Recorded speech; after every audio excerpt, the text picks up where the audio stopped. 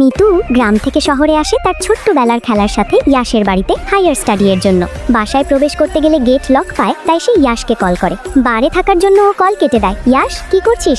এই নে, আজকে রাতের জন্য। হ্যালো হ্যান্ডসাম, আমার দূরে থাকো, না হলে।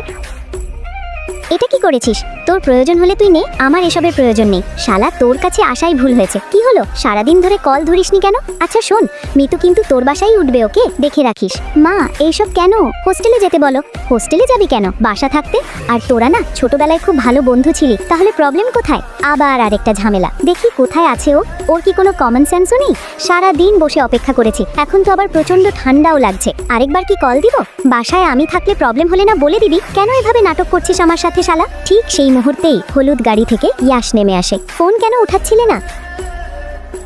আরে আমিও যাবো তো বাসায়। ইয়াশকে দেখে ওর ছোটবেলার স্মৃতি মনে পড়ে যায়। মারো ওকে। ইয়াশ, কি করেছো? সরে যাও সামনে থেকে। কি হলো, দাঁড়িয়ে আছো কেন? লেফট দিকটা তোমার সাইড আর রাইটেরটা আমার। আর হ্যাঁ, এই দিকে আসবে না। এখানে কি প্রয়োজন? আমি আসলে টাওয়েলটা বের হয়ে যাও এখান থেকে। শয়তান একটা। এই পিকটায় ওকে কত কিউট লাগছে। আমার ছবিতে কি করছো জেনি? হ্যাঁ চলো ব্রেকফাস্ট করবো। ওকে, এটা দেখেই মনে হচ্ছে স্পাইসি হবে। ড্রিঙ্ক কোথায়? ওইটা তোমার জন্য নট অ্যালাউড। আরে ইয়াশ, মনে হচ্ছে আজকে তোর মুড ভালো।